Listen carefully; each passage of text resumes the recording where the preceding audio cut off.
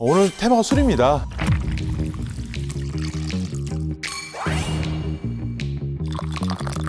더 이상 단순히 술을 마신다 이런 개념이 아니에요. 국내 최대 주류 전문숍 보틀 벙커라는 곳에는요 오플런이 있었는데요. 발베니 40년, 글램페이 40년 이런 고급 양주 때문이었죠. 최근 10년간 고급 위스키 가격이 엄청나게 폭등했어요. 심지어 다 마시고 남은 빈 병조차도 200만 원대에 거래되기도 합니다.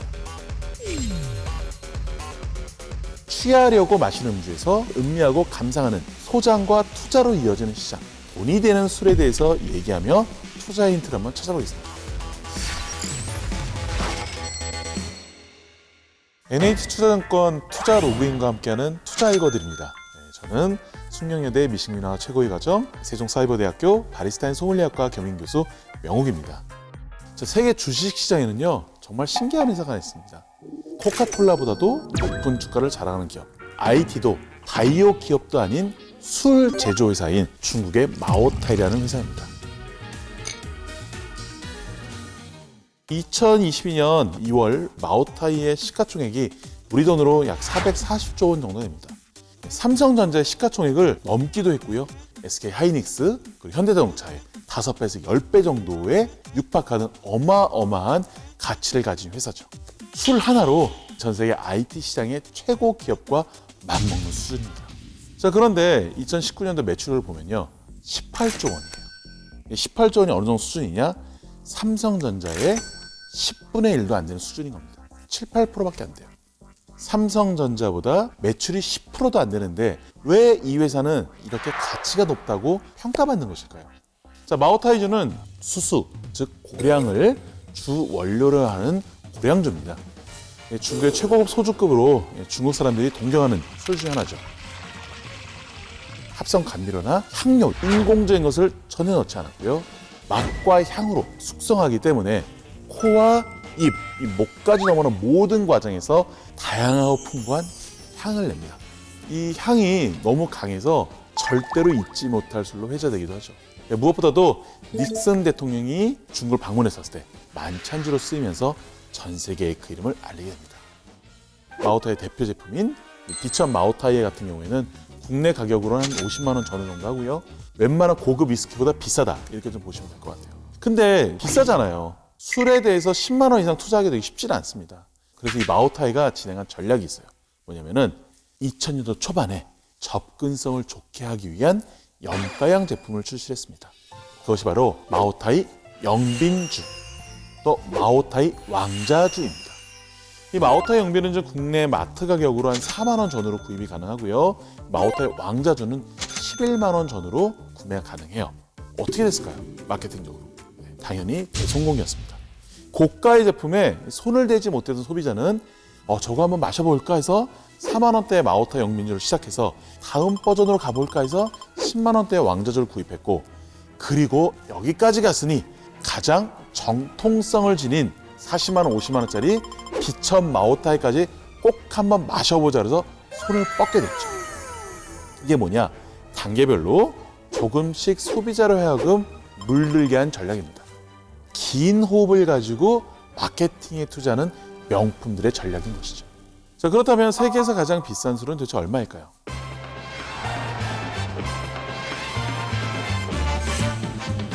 우리 돈으로 약 22억 원입니다.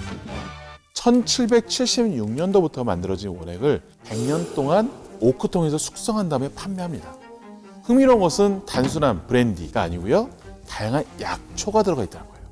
덕분에 불로장생술이라는 별명도 있습니다. 일단 병이 달라요. 6,500개의 다이아몬드가 화이트 골드의 바디를 쫙 장식을 하고 있고요. 그래서 바틀 가격만 10억 원을 호가하는데, 이 때문에 대부분 마시기보다는 소장하는 술로 마셔본 사람이 거의 없는 그런 술이라고 볼 수 있죠.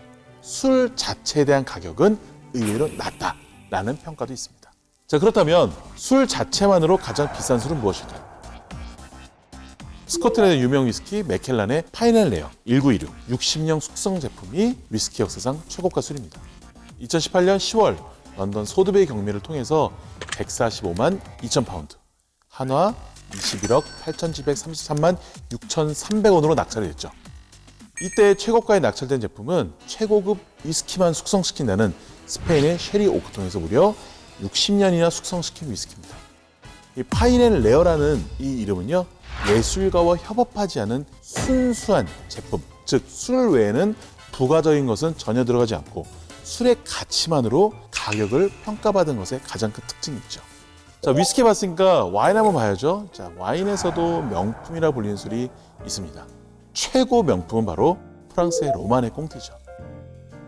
1945년 빈치 제품이 최고가 와인 기록을 가지고 있습니다. 이 미국 뉴욕에서 하나로 약 6억 5,500만 원에 낙찰돼서 와인 최고가를 기록을 했죠. 원래 로마네 꽁티는 매년 6,000병 정도만 생산하고요. 일반 제품도 가볍게 1,000만 원을 넘는 등 늘 최고가 하면 로마네 꽁티입니다. 그런데 이 제품은 왜 더 가격이 높냐라는 부분인데요. 일단 1945년도에 포도 작황이나 기후나 환경이 정말 좋았어요. 게다가 당시 전쟁의 영향으로 6억 원이 넘는 이 와인 같은 경우에는 겨우 2병밖에 만들지 않았습니다. 3리터라는 큰 바틀에 만든 거예요. 게다가 프랑스 고유의 포도를 수확한 마지막 해라는 이유입니다. 당시 포도나무의 천적 필록셀라라는 병충해가 있었어요. 이 필록셀라라는 병충해가 미국에서 왔거든요. 그러니까 프랑스 포도나무가 필록셀라라는 해충에 내성이 없었던 거예요. 그래서 프랑스 포도나무가 다 죽게 되었고 마지막에 미국의 포도나무를 가지고 접목을 해야 됐어요. 그러니까 1945년도까지만 이 로마네 꽁티에서 프랑스 포도나무로 와인을 만든 거죠. 그 이후에 나온 로마네 꽁티는 프랑스와 미국의 포도나무를 접목한 그 나무에서 나오는 포도였기 때문에 진정한 프랑스 와인이 아니라는 겁니다. 즉, 이 1945년도 로마네 꽁티는 최고의 와인이라고 만든 순혈 100%의 프랑스산 포도로 만든 마지막 와인인 것이죠. 근데요, 마지막 와인을 고려한다면 가격이 위스키보다 좀 낮아요. 왜 낮냐? 와인은 발효주잖아요. 알코올 도수가 낮습니다. 그러다 보니까 위스키에 비해서 변질의 요소가 많아요. 관리만 잘하면 맛이 변질되지 않는 위스키와는 다른 부분이 있죠. 그래서 위스키는 유통기한이 없습니다. 이 말은 뭐냐면 결국 변하지 않는 것이 투자 가치를 높인다는 것.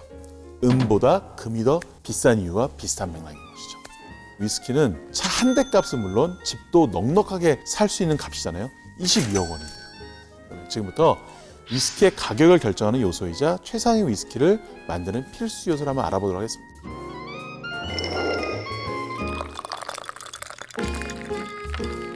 먼저 뺄셈의 미학이 필요합니다. 원재료가 심플해야 된다는 거예요. 일반적인 위스키는요, 갈색의 오크통 색을 내기 위해서 인공 색소를 넣는 제품들이 많아요. 자, 이러한 제품들은 최고가를 가지 못합니다. 인위적인 맛이 들어갔다는 순간 거기서 가치는 떨어져요. 또 하나, 원재료도 보리에 싹을 내서 말린 메가 하나로, 그것도 한 증류소에서 처음부터 끝까지 만들어야지 최고가로 갈 수 있습니다. 이러한 제품을 하나의 증류소에서 몰트, 그러니까 메가만으로 만들었다고 해서 싱글 몰트 위스키라고 부르죠. 즉, 무언가를 더해서 부가가치를 높이는 것이 아니고요, 빼서 부가가치를 높이는 겁니다. 자, 두 번째, 고가로 가기 위해서는 로컬의 가치를 품고 있어야 됩니다. 와인이나 우리 전통주에도 적용되는 건데요, 그 지역의 문화나 역사, 지역의 색을 가지고 있다는 거죠. 농산물, 사람, 자연환경, 기후까지 모두 품은 것, 이 로컬이 있어야 다른 것으로 대체할 수 없다는 의미입니다. 스카치 위스키를 우리나라에서 못 만드는 것처럼 말이죠. 더 중요한 게 하나 있죠. 절대적으로 대체 불가능한 것, 바로 시간에 대한 엄청난 투자가 들어가야 됩니다. 위스키는 이 시간이라는 것에 가장 많은 투자를 해요. 오랜 시간 숙성을 하면 할수록 맛과 향이 풍부해지기 때문입니다. 제조사 입장에서는 리스크가 있어요. 뭐냐? 위스키가 사라집니다. 매년 2% 전후로 알코올이 증발이 돼서 술 원액 자체 양이 계속 적어집니다. 자, 이렇게 알코올이 증발되는 것이 위스키 업자들은 너무 속상했어요. 돈이 사라지는 거예요. 그래서 이것을 상쇄할 뭔가 위로의 말이 필요했죠. 그래서 생각한 것이 바로, 이거 눈에 보이지 않는 천사가 마신다. 천사들이 마시니까 우리 충분히 이거는 이해하자. 그래서 이렇게 증발된 알코올 양을 가지고 천사의 목, 엔젤스 쉐어라고 부릅니다. 근데 주로 수분보다는 알코올이 증발이 많이 된다는 거죠. 알코올이 증발된다는 뜻은 도수는 낮아지고 가지고 있는 맛과 향은 확 응축이 되는 거예요. 그러니까 정리하자면 위스키를 오래 숙성하면 용량은 적어지고 맛과 향은 응축이 되니 팔 수 있는 위스키가 적어지고 가치는 올라가고 그 때문에 당연히 가격이 올라간다는 겁니다.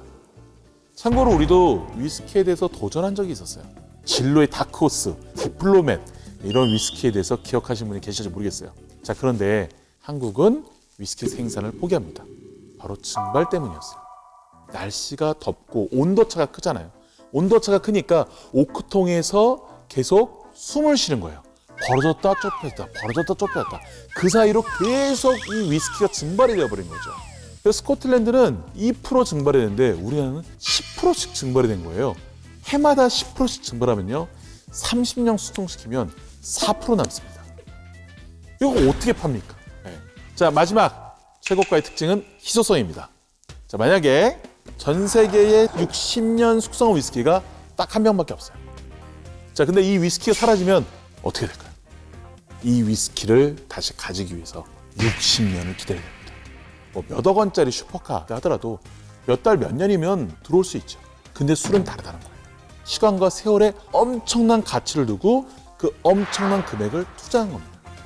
자, 그렇다면 20억 원이 넘는 위스키를 사람들이 살 때 맛을 알고 살까요? 모르고 산다는 거죠. 20억 원이 넘는 위스키 마셔본 사람이 있을까요? 없다는 거죠. 맛도 모르고 사는 겁니다. 상상을 뛰어넘는 맛이 이 안에 존재할 거라고 생각하는 그 상상력에 증폭돼서 구매하게 되는 거죠. 자, 그래서 우리가 제품을 마케팅할 때는 고객에게 어떠한 상상력을 줄 수 있느냐, 이것이 바로 제품의 부가가치를 결정합니다. 또 하나, 누군가 주변에 나와 같이 20억짜리 위스키가 있어요. 그럴 때 내 20억짜리 위스키를 더 값을 올릴 수 있는 방법이 있죠. 그 20억짜리 위스키를 가지고 있는 사람한테 이렇게 얘기해야 돼요. 이거 진짜 맛있대. 빨리 다 마셔. 경험이 중요한 거야. 그게 없어지잖아요? 내 거의 가격이 올라갑니다. 즉, 이 위스키의 가치는 절대적인 가치가 아니고 상대적인 가치라는 것이죠. 최근 10년간 고급 위스키 가격이 엄청나게 폭등했어요. 영국의 부동산 컨설팅 기업인 나이프랭크라는 곳이 있는데 이곳이 조사한 바에 따르면 희귀 위스키라고 불리는 제품의 가격이 무려 500% 가까이 올랐습니다. 영국엔 청년은 해마다 아버지로부터 생일 선물로 위스키를 받은 거예요. 근데 이 받은 위스키 가지고 경매에 팔았더니만 생애 첫 주택 자금을 마련할 수 있기도 했습니다.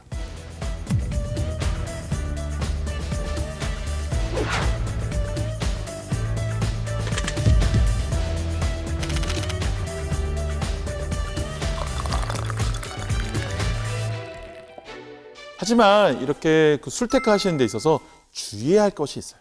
아직 국내에서는 주류의 개인 간 거래는 허용되지 않습니다. 술에 부는 세금도 있지만 위생, 혼합 등을 통해서 진품인지 알기가 어렵다는 거죠. 주류 관련 규제는 계속 완화되고 있습니다. 10년 전만 하더라도 주류는 아예 인터넷 판매가 불가했죠.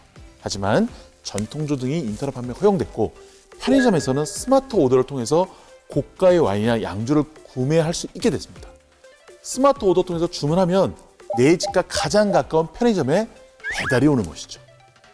코로나19는 주류시장 트렌드에도 정말 영향을 많이 끼쳤어요. 가장 두드러진 특징은 주류시장의 헤게모니가 외식시장에서 홈술 시장으로 바뀌었다는 겁니다. 근데 홈술은요, 더 이상 단순히 집에서 술을 마신다 이런 개념이 아니에요. 취하려고 마시는 음주에서 술맛을 음미하고 감상하는 이 작품과 같은 시장으로 패러다임의 전환을 의미하죠. 이런 패러다임 변화를 잘 보여주는 대표적인 사례로 술과 관련된 액세서리들의 인기를 둘 수 있습니다. 다양한 술잔, 와인용 디캔터, 셀러 이런 것들이 엄청나게 인기를 끌고 있죠. 즉, 홈술 시장이 홈아트, 홈바, 홈인테리어 시장까지 확장되는 모습을 보여주고 있어요. 이걸 통해서 술을 술로 팔고 끝나는 것이 아닌 제2차 시장, 애프터 마켓 시장이 엄청나게 활성화되고 있고 이것이 트렌드를 이끌고 있는 겁니다. 즉, 마시고 취하지 않더라도 즐길 수 있는 시장, 맛과 향을 감상하는 것은 물론 소장과 투자로 이어지는 시장, 그것이 언택트 시대의 주류 시장의 모습이라 할 수 있습니다. 자, 술, 입만 계속 즐겁게 할 것인가요? 아니면 감상과 소장, 나아가 미래를 바라보며 삶의 질을 한번 높여보실 건가요? 선택은 여러분의 몫입니다.